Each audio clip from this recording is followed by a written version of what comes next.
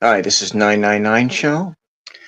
Jeff won't be joining us. He is sick with COVID, and so that was like all of a sudden, and so if you want to help Jeff out and go give him a PayPal donation for the $180 that he needs in order to buy the drugs to or help him out with that. His budgets are really, really tight and everything. Anyways,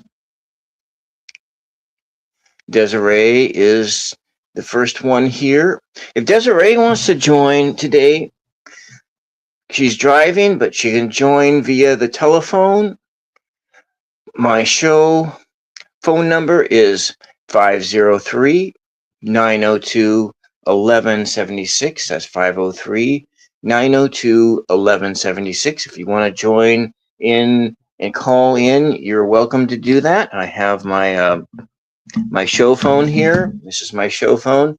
You can call that number, 503-902-1176, and we can have a conversation. The theme for today was about objective reality, objective truth, and Jeff is of the opinion that there is no objective reality or truth. I don't quite sure which one we're talking about, but I was looking forward to hearing what he had to say about that. And now, do I believe now? But let's just kind of prep the subject, and I'll kind of talk about what it is that I think is true and what I think is false. But if you want to join in, you can join in, and you can come on the screen with me. And there is a there's a StreamYard link in the chat, in the chat that's pinned in the chat, or you can call 503-902-1176 and talk to me right now about what you think. Is there an objective truth? Is there not? Now the religions would say that there is an objective truth, that they have the truth, that their truth is the real truth, and everyone else's truth is the false truth. And every single religion believes this.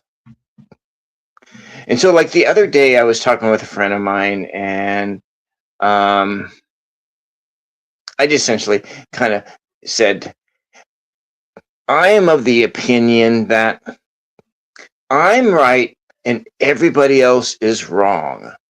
I'm right and everybody else is wrong.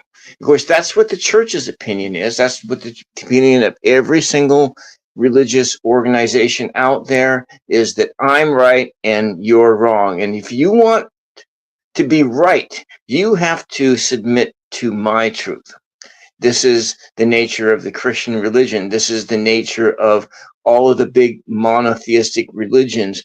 If you want the truth, you have to go to a arbiter of that truth. You have to go to a priest. You have to go to a rabbi. You have to go to a teacher. You have to go to a guru, because they have the truth. No one else has the truth, but they have the truth. So it makes you kind of think, is like, if you're grown up in a system, and okay, there's this God, and then you announce, and you got a personal relationship with this Jesus guy, and that's the truth. That's all the truth. I'm going to tell you the truth. You want to be saved? Well, you got to go through this Jesus guy. Jesus was an ordinary man, an ordinary guy, but Jesus is your mediator between your life and being able to bridge that gap between your life and God. You have to go through this Jesus guy. But here's the thing is, where I went wrong with Christianity is thinking this: if Jesus is fully human and fully God, why do I need to go through Jesus? Why do you need that? And so here's the thing about it is that this is when we're talking about truth and objective truth and all of that is that Jesus being fully God, Jesus being an enlightened being. And so of this thing of an objective truth, well, I don't think that there is an objective truth, because here's the thing is,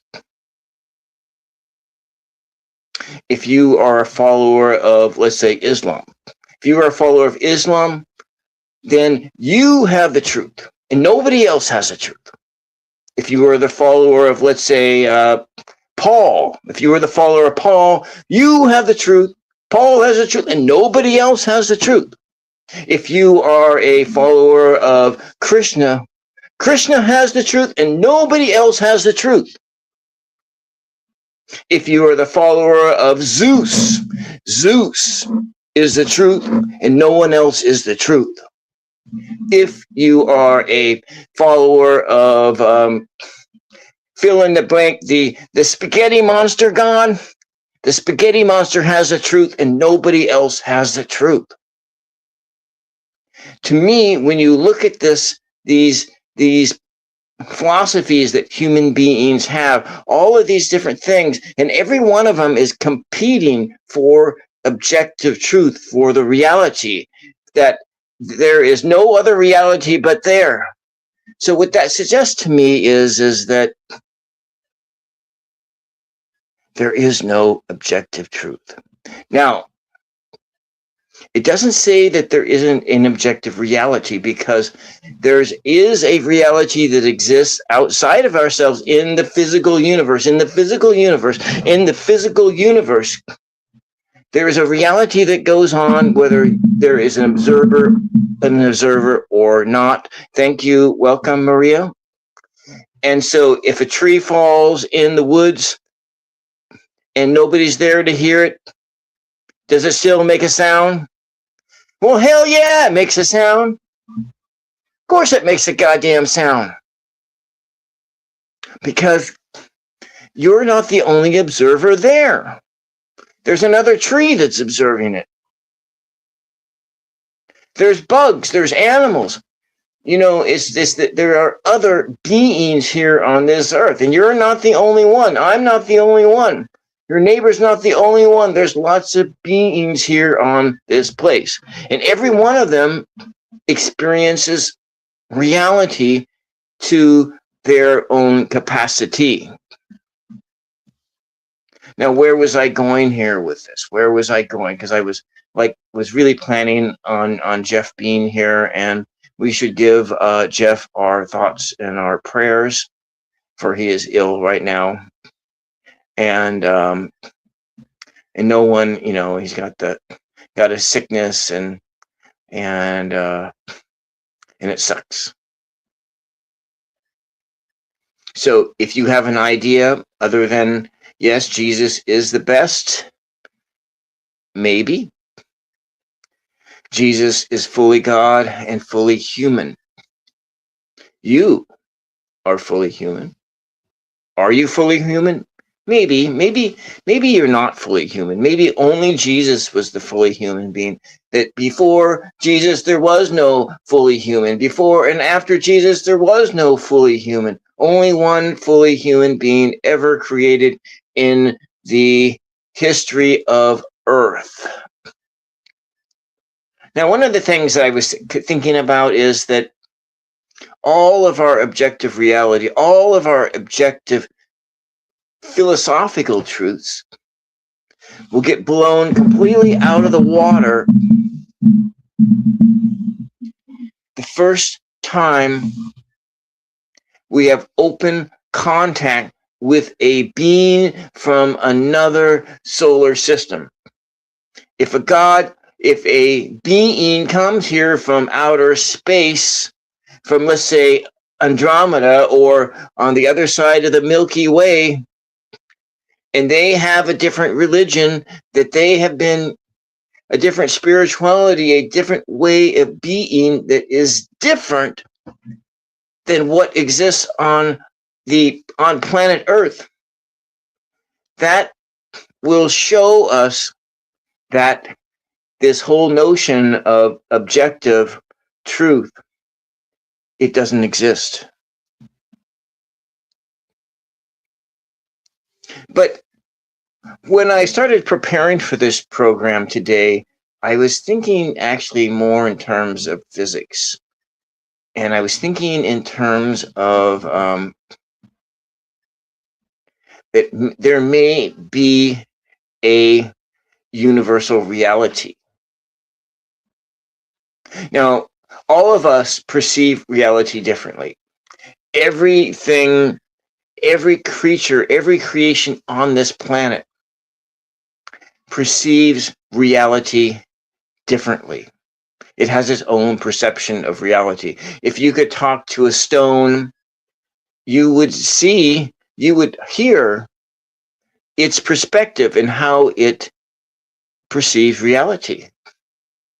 And I'm sure that there would be many people who would come up to the stone and hand it to the 4 laws of Jesus, the 4 laws of, and say that, well, stone, you got to take this Jesus as your personal Lord and Savior. Otherwise, stone, you're going to hell. You're going to hell. You're going to burn in hell forever because God created you for hell unless you get a personal relationship with Jesus. And I'm sure that if you encounter, that same person encountered a being from a faraway star, they'll say the same thing. You know, unless you take this Jesus guy as your personal Lord and Savior, you're going to be destroyed by the God of the universe and cast in the fires of hell for eternal damnation, for eternal suffering, for in this eternal fires where you will be seared from head to toe till the universe ends. Till the universe ends. Unless you take this Jesus guy as your personal Lord and Savior. But then again, now I'm rambling. I am going down paths. I am, as there is on the thumbnail. On the thumbnail, there are all these paths and a big rabbit. And I am a rabbit right now. I am a rabbit. And in my rabbitness, in my rabidness, in my rabbitness, we're going to just go down some rabbit holes here. Let's see what happens. You know what? I got my my rabbit hat on. How about we put this on? Does it go this way? I think it goes this way. I think my rabbit hat goes on this way. The tinfoil hat. Bring that out. Okay. Where was I? You know, I forgot where I was at. I grabbed my hat and I completely lost. What that means is that the hat is blocking the thoughts. You know, it is through the imagination that we perceive the world. Hi, Hershey. Would you like to come into the if you have some time, Hershey? Would you like to click the StreamYard link and come up onto the show? Come into the show. You can do that, or Hershey, you can call the number on the screen 503-902-1176 for the United States only. My hat's falling down. You can come. You can call. You can talk to me. And this phone here will and it will Oh, it's 444 right now. It will ring, and we can bring you onto the show if you have anything you want to say about if you think there's such a thing as an objective reality. Now, my opinion on this is going back is that the only thing universe. So what you could do is, Hershey, what you could do is call the phone number. Call the number on the screen, and it doesn't matter what your state of dressedness is. You can be heard, but not seen. You can be heard, but not seen. Last Friday was my first try with that phone number, 503-902-1176. Call in and talk to me, and you can tell me what you think. What do you think? Do you think there is a universal reality? Is there a universal truth? Is there something that exists beyond us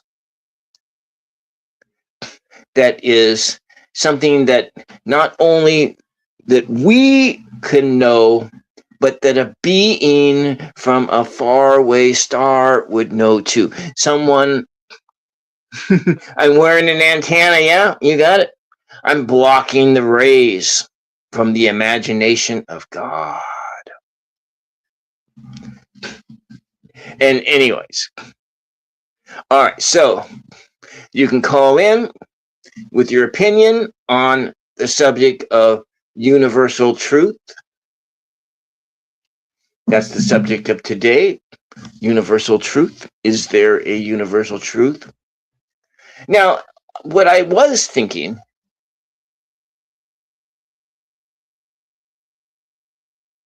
that in our, probably the closest thing that we have to a universal, okay, all right, you sharing space for a few minutes right here. Okay, so the only thing that's close to that in our physical universe is that it is made out of energy. And my guess is that if the spiritual realm is made out of energy, that everything is energy. And as the prophet Einstein said, that E equals mc squared, that energy equals mass, the mass of the object, times the speed of light squared. But then I was also thinking about this thing. This is the rabbit hole we're going on, is that now we assume that the speed of light is a constant. What is it? 186,000 miles per second. 186,000 miles per second, if I remember right, because I used to have this stuff all memorized. Didn't need to go look it up. 186,000 miles per second. That's the speed of light, what it is. That's the maximum speed that anything can travel. The maximum speed that anything that can travel in our universe is the speed of light. And so the camera lights that I have that are illuminating, those photons are hitting my eyeball. So you can see a reflection in my glasses. They are hitting my eyeball at 186,000 miles per second. Now the speed of light can be slowed down if it moves through a medium. If it moves through water, it has a different speed. Through glass, it has a different speed. Through clouds, it has a different speed. Through air, it has a different speed. And it has a different speed if it is moving around a gravitational object, a huge object. And so if you are looking at this as a star and the speed of the light, the photon is going this way, it'll bend its way around, but that star will slow it down, but it won't speed it up. And so maybe it exits. So anyways, so the speed of light, that's the constant that they say is the only constant in our universe. But then there are other things. There's gravitational constants, and there are all these other things. These things in Newtonian physics that you use to make calculations, and they work.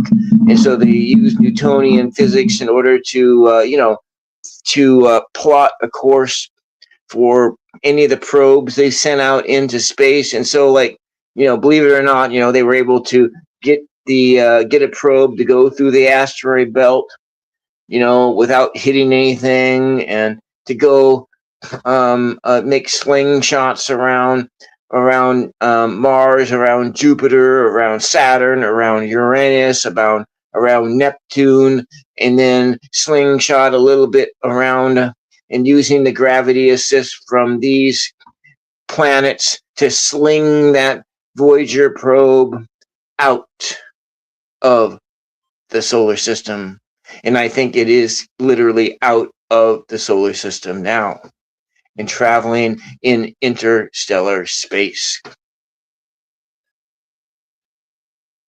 So that's so these Newtonian laws of physics and these Newtonian ways of calculating things, they work. They work in slow space.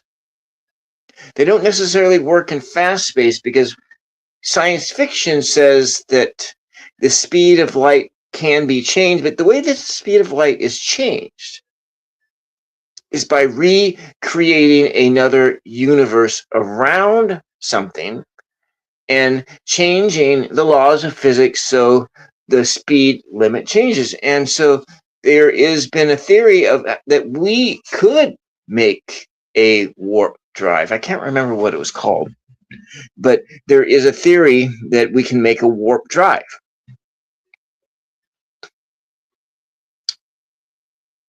And how that warp drive functions, it uses electromagnetism, magnets, and through electromagnetism, it would warp the space around in a bubble. And so it would create a bubble, and then it would take space itself, and it would change it. Let's just see. I'll give you an example. So how this thing would do is that it would take, on a micro level, it would take space itself, and it would change it like this. So you change the distance it has to cross. So instead of, let's say, I got a pin here that works. I'm going to put 2 dots down in here, and you have a thinner piece of paper would be easier. So you have these 2 dots, if you can see them here.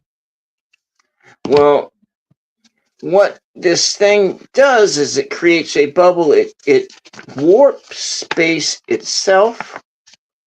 Space goes like this. And so the distance between these 2 points becomes closer and closer and closer together. However, at this present time, we do not have the capability of generating the energy required to do this. This is done like a black hole has the energy required to do this. So that means what it means is that then something jumps across from here to there, and it's a shorter distance.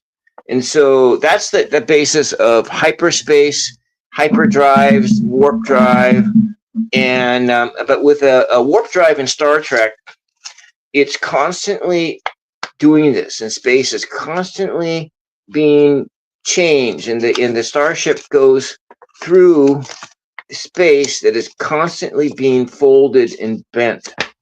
In the Dune universe, they talk about folding space, and in the Dune universe, the guild navigators go from here to there, and they fold the space like this.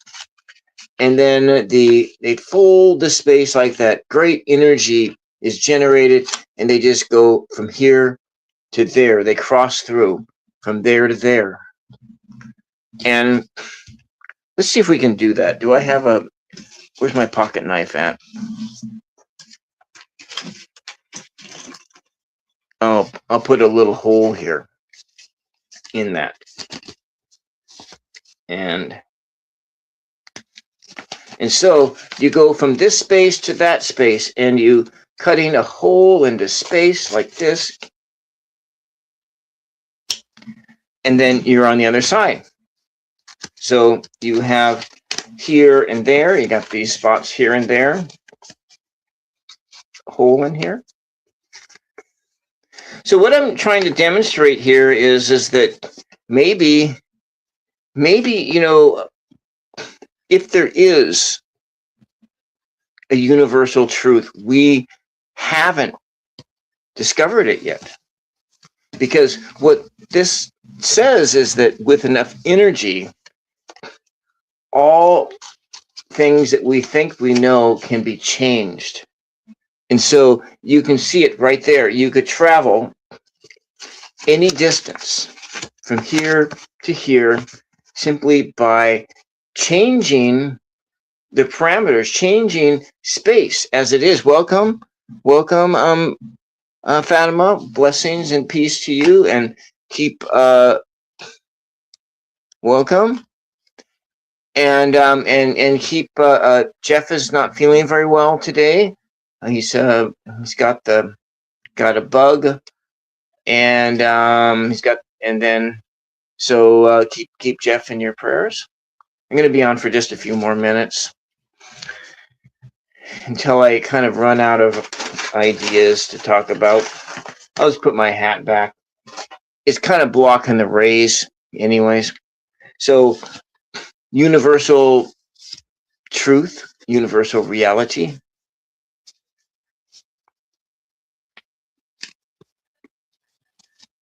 And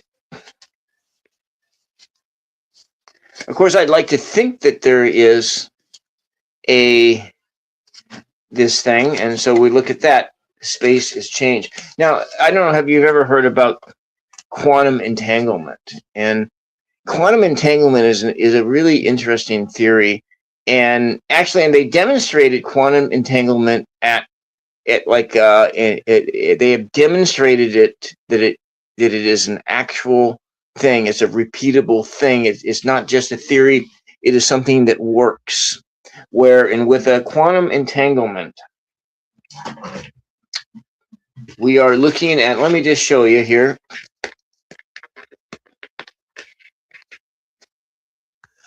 We don't know why we don't know why they behave the way they do in the double slit experiment, Chaz.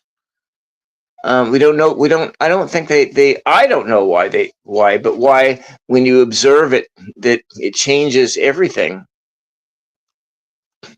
But if you look at, let's say, the quantum entanglement thing, because it has to do with that, the fact that, you know, the speed of light is the upper speed limit. But so if we take a electron here and then its mirror image electron there,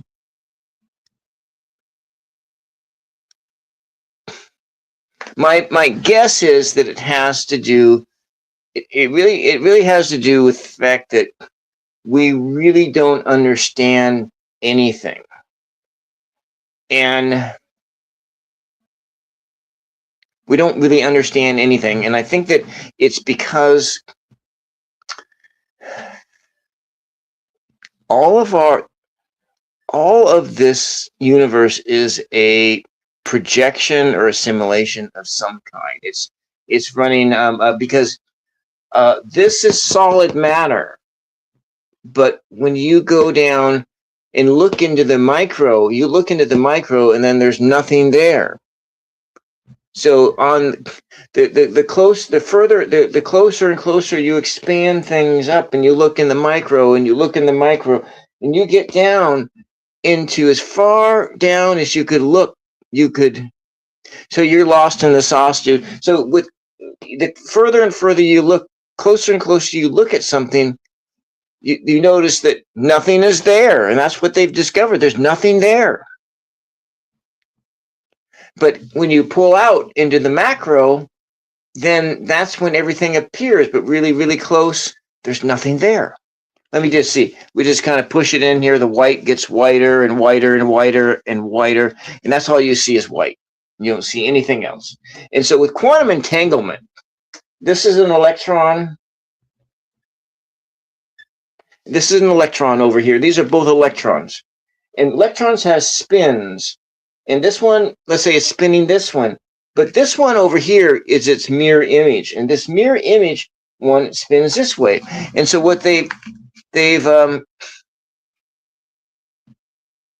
you're right. Doctors don't know anything. They just know what they know what they know.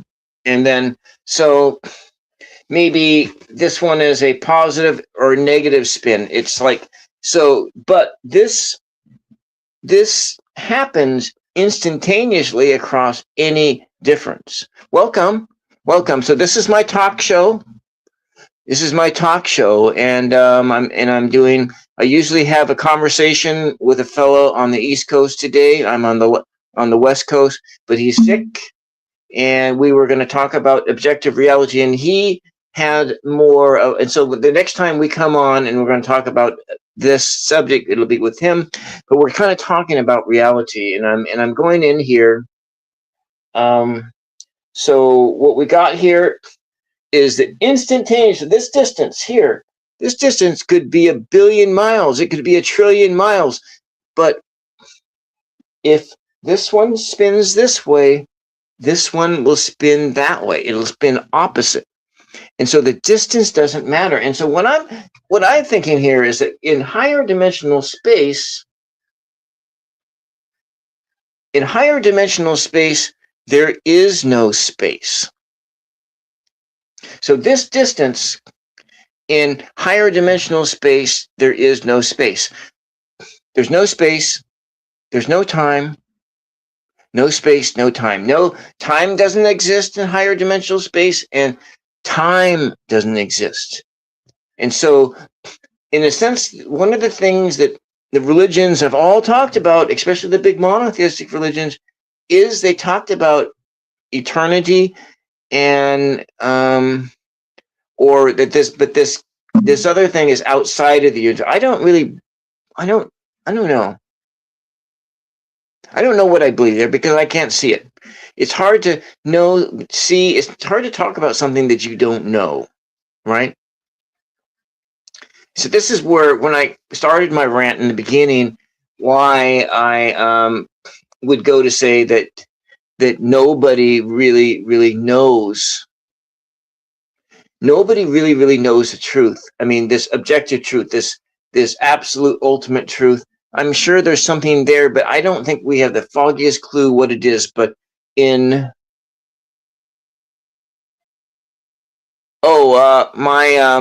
education background, Chaz, is in mathematics and religious studies. Yeah, that's my education background is physics. My dad was a physicist, and my background is in art and poetry and metaphysics. Metaphysical. I've been a passionate studier of religion and spirituality for my entire life, I'm not really wedded to any particular background. I do come straight out of Christianity. I had 1 year of graduate level studies completed in Bible and theology studies from a Quaker university. And I do not have a master's. I wanted to be, when I was 12 years old, I wanted to be an astronomer. I wanted to be a college professor, but that didn't happen for me. But nevertheless, what we're talking about here is that this is our world. Our world is like this. This is our world, and there's distances, and there's stuff like this. So yeah. So anyways, yeah. So we're kind of doing idiot physics right now. We're doing idiot physics, and I'm going completely off of my memory. I'm going off of my memory, and then I'm also going out of my imagination, Chaz. So this is our world here, and our world has space and it has time, but the whole thing of quantum entanglement, it blows all this out of the water because this thing moves near to this thing, and it does it instantaneously across distance. And how does this communicate with this to know that it's going to do this? And so this is, so what I'm thinking is that there are these different levels of space. There's more, there is where our physical reality is a multi-dimensional, it's multi-dimension. There's more dimensions, and so in this, this is the 4-dimensional world, 4D world. We live in a 4-dimensional world, the 4D world, but in a different level. Maybe it's the 5th dimension, but maybe it's not a 5th dimension. Maybe it's like a 10th dimension. A 10th dimension. Maybe down at this 10th dimension, it is a singularity. It's like a dot. Everything is contained within this dot. The beginning, the end, it's all the same. So some psychics, some mediums, what they talk about when they connect up into these higher realms is that everything happens at the same time. So the beginning of the universe has already happened, and the end of the universe has already happened. All of this, and so what we are doing in this realm, in the 4D realm, we are living out what has already happened. So that's kind of a metaphysical thing. So what we have here is you have in everything in the universe is connected into this spot. And this is, I'm going to call this source. And source. Now this is backwards because we are looking at, I'm looking at it backwards, and wait. E C R U O, source. So the source of everything here, we have the source is there, and everything comes out of the source. And in my worldview,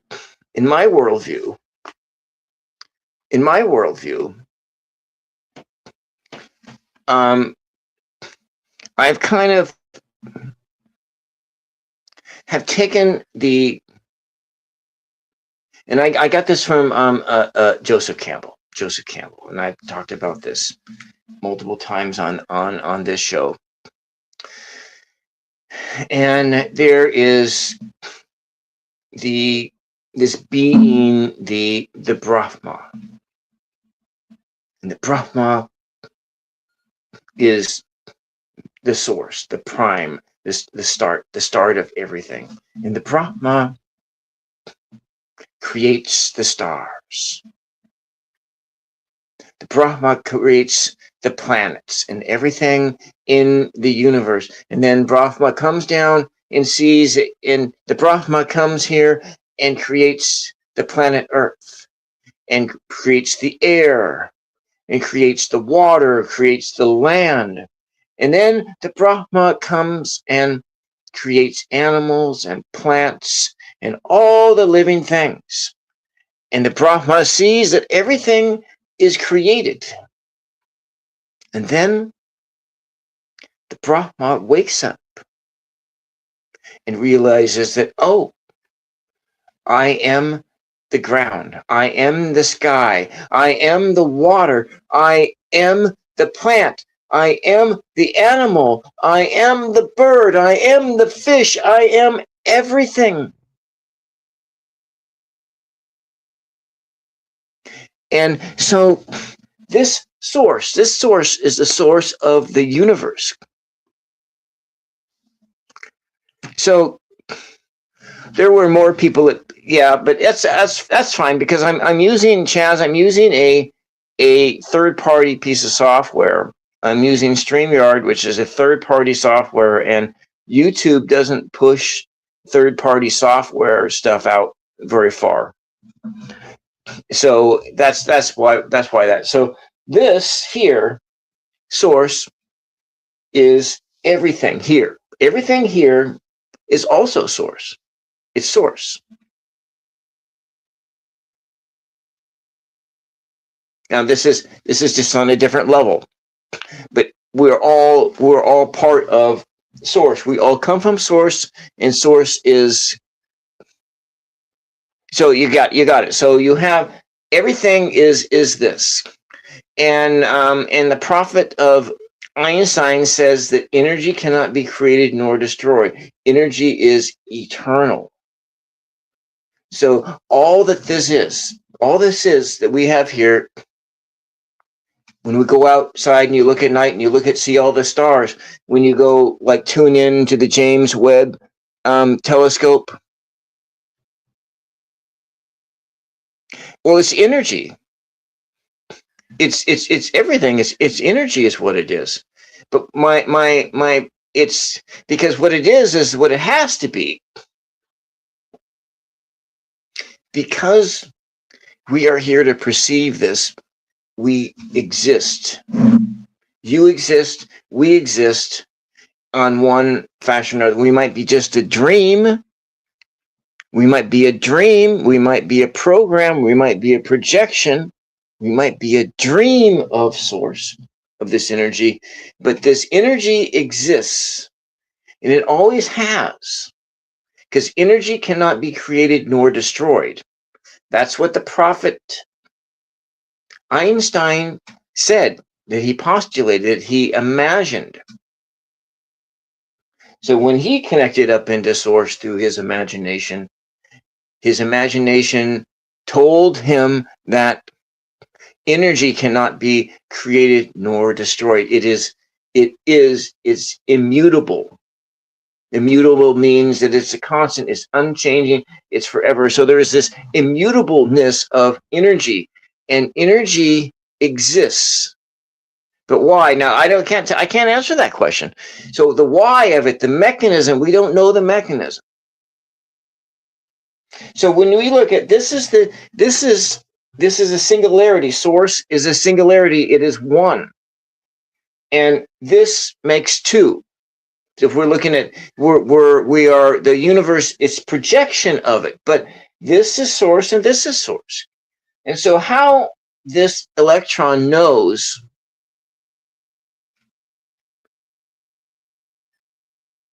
yeah, but we are already in source.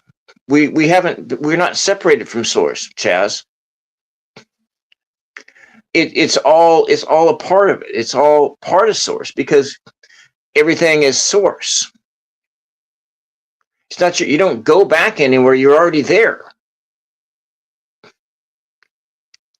That's what it is. You're already in source. You're already there. You're there because everything is source. And so if we look at, let's see, the thing of this electron spinning this way and this other one spinning that way, and how does it know across vast time and distance and space? How does it know what the other one did? Well, the reason it knows is because it's direct, it's correct, it's connected to source.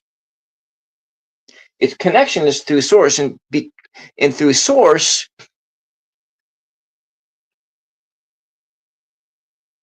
yeah, it's something like that. So it's something like that. Everything is connected because everything comes from source. Now,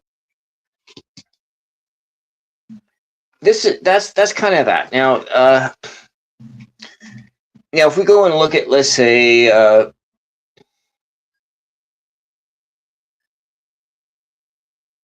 let me get my eraser. on a different level here, you understand we live in a four-dimensional world, and our world, which and the reason that, well, everyone perceives things differently, but anyway, in my Friday night show. So what you have here is, I'm going to come over here. Yeah, because everything is local, everything is together, everything is a singularity. And so I'm just going to sidestep over into just a whole different kind of a little bit of a direction, but this is what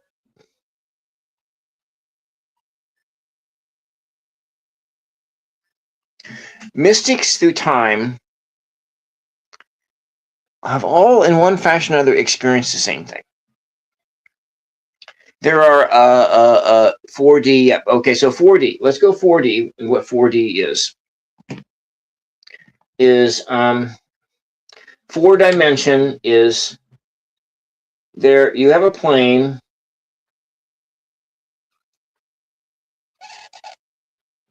You're looking at a plane, and let's say we draw this.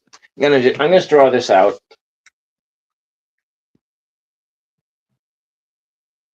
I'm going to demonstrate to you what 4D is.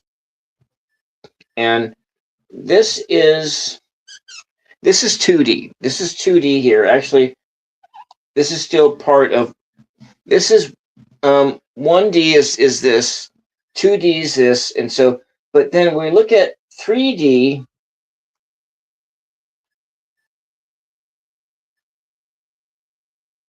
okay, my cube sucks. It doesn't look in proportion, but let's try to get this more so it stands out. So this is a 3-dimensional world. This is a 3-dimensional world. It just is. It just stays here. But if this thing moves, moves in a direction, that's time. That's the 4th dimension. It's time. So movement equals to time.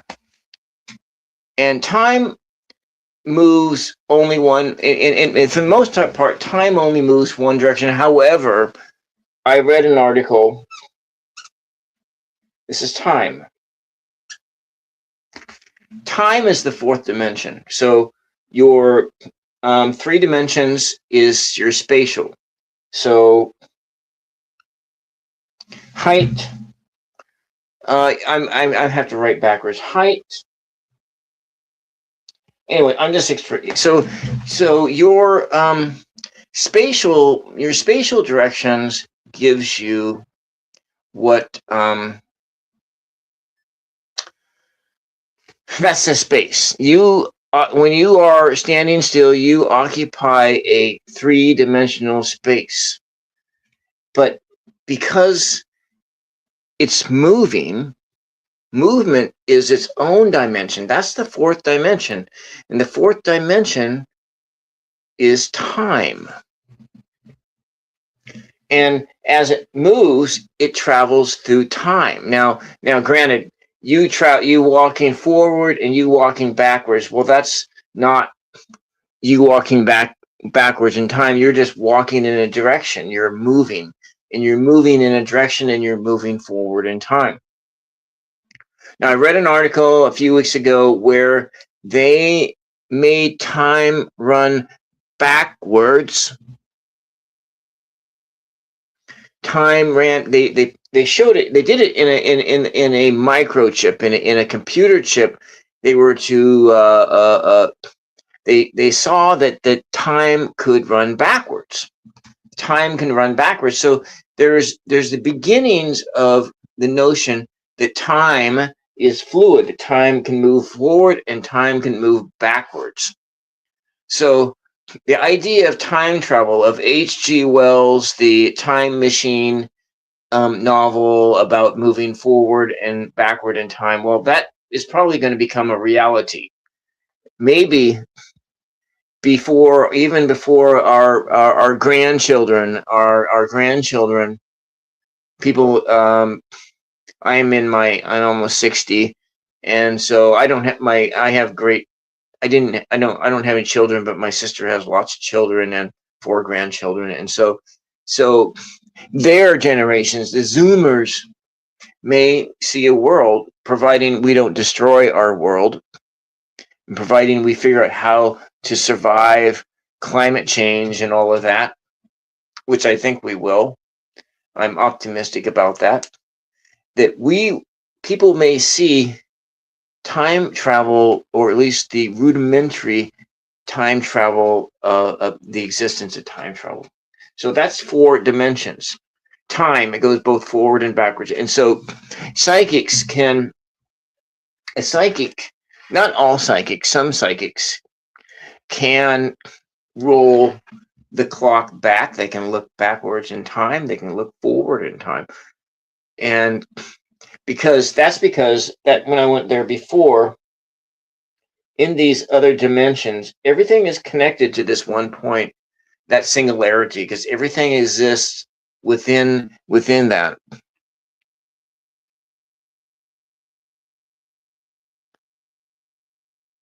Well, we invented that. We invented the technology along the way, because that's really kind of the nature of our minds, because our minds connect up into a greater reality, and we can figure this stuff out.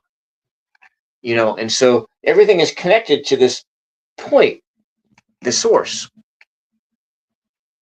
So this is the only. So if I say if there's an objective reality and objective truth, that's the only reality and truth that there is that. Now, what is it? Can it be formulated? Well, I don't think it can be formulated, because and the reason being, it is that you're contending with all these different ways that reality is experienced. You, Chaz, experience the world differently than I do. I experience it differently than my dog does. I experience it differently than my mom does.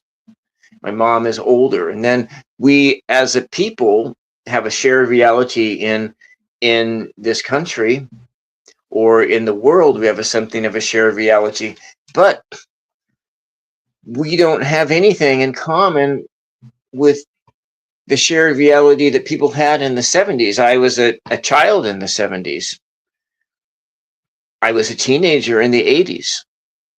That was a different world, a totally different reality, totally different perceptions of God, different perceptions of the universe, different perceptions of everything. So if there was such a thing as an objective reality in this 4-dimensional space, we don't know what it is. I don't think we can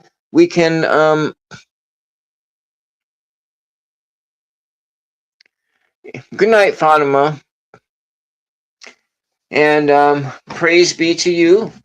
And so that's kind of what I think is kind of a thing, is that but whereas, Chaz, where on a but what I was trying to get to was, no, that's what I was trying to tell you, Chaz. There is something. That something is energy. Energy is the something. It's the something that exists. Because nothing comes from nothing. Something comes from something. And that something is the energy. It's the building blocks of everything. It's the building blocks of everything. Now, is there a super intelligence? Now, that's the question. is there a super intelligence that designed everything? Probably. But is it?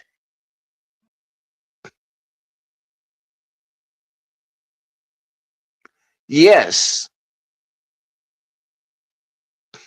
I think I think the randomness is all about how you are observing it. I think that's in this observational place. I think in the observation. And so when you take a look at, let's go and I want to do this one point, and I'm getting thirsty. I didn't bring my water in here, but have you heard about like transpersonal experiences, mystic experiences, religious experiences? And I've had them in my life, but when you study the mystics, there's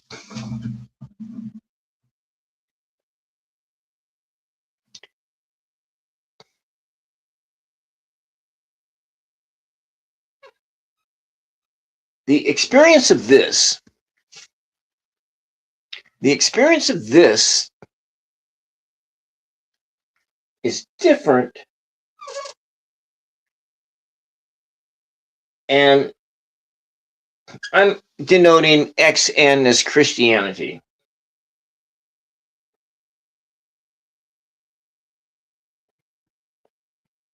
Judaism,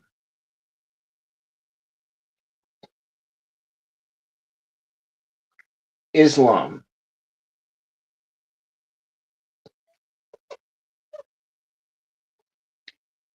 atheism.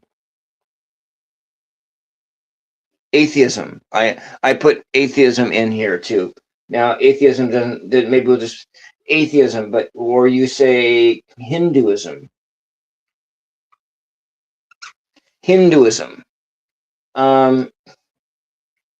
Maybe you go paganism.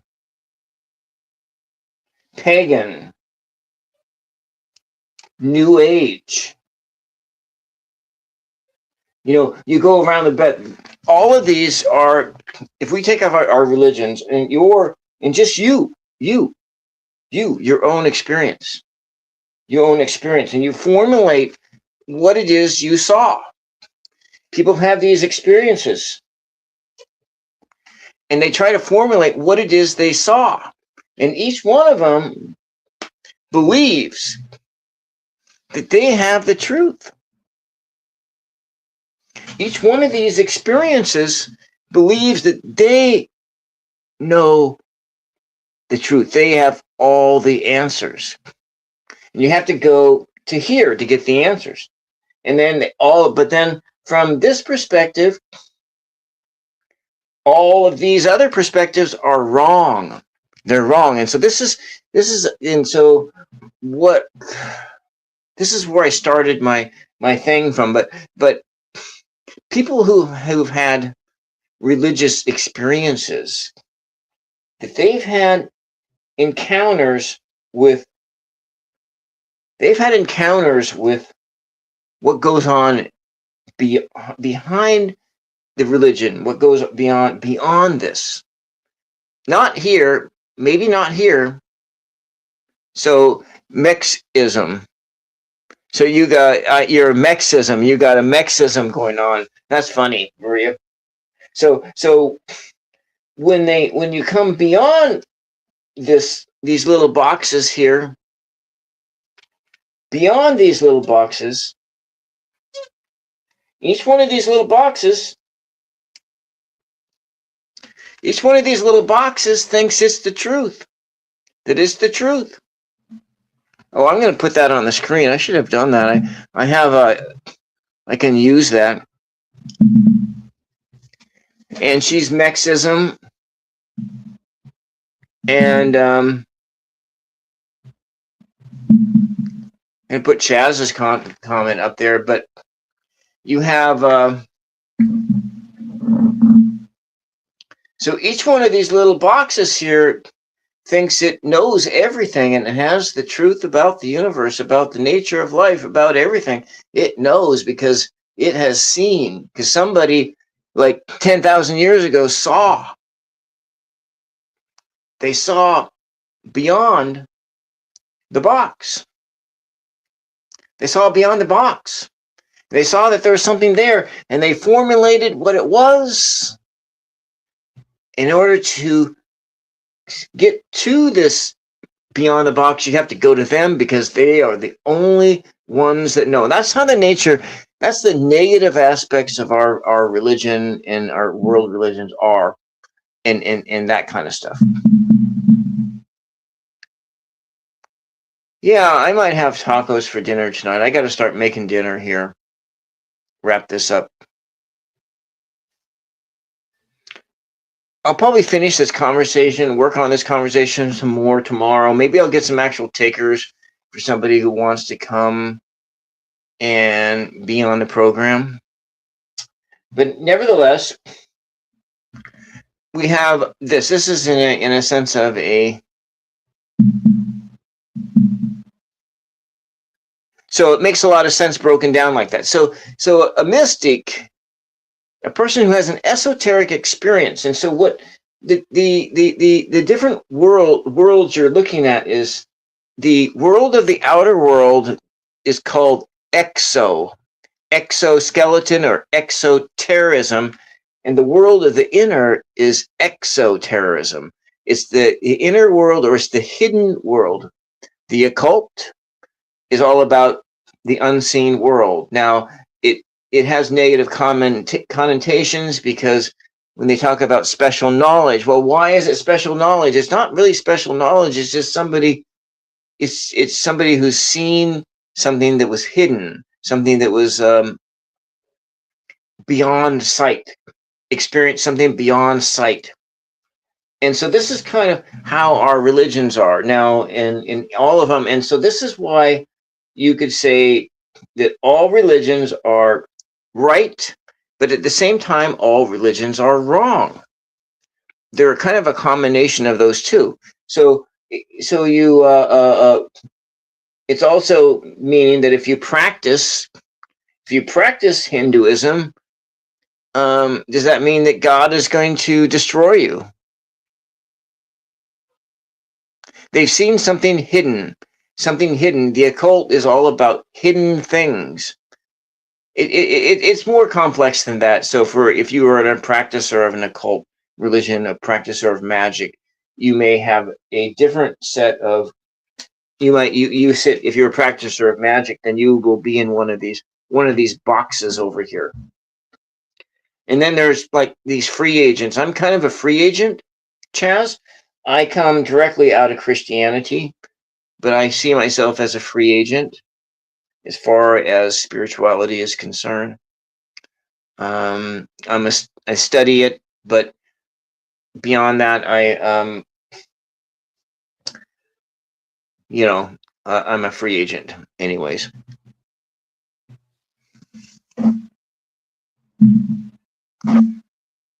So you're from a medical aspect, that's where the poop test, where you send it off, cancer comes from. It's called fecal blood occult test. So yeah, hidden blood, LOA. Yeah, that's right. Yeah, it's there hidden. But anyways, that's all I got for today. Thank you for coming into the conversation through the chat. I hope that I was entertaining anyway. That I was, to the very least, entertaining. I could bring my hat back, right? And it blocks the rays from up there. It makes me, that way I'm hidden in this occult world right here underneath this hat of tin and foil. Anyways, it's 5:30 where I'm at, Chaz. Thank you for sharing this space with me. And I appreciate, and Maria's wait, what did I just do? I did something wrong here.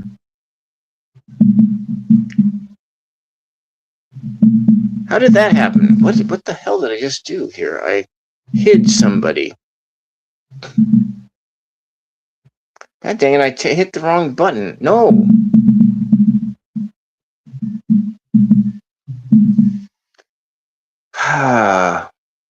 Damn it. Damn, Marie, if you're still there, I hit the wrong button. I was trying to hide your comment, or no, I was trying to display your comment, and I banned you. What did I gotta figure out how to undo that. Anyways, I gotta go. And thank you very much for joining in, and we'll see you the next time. Bye-bye. I need to figure out how to do this. How do I unban somebody here? God dang it. All right. Good night, and thank you.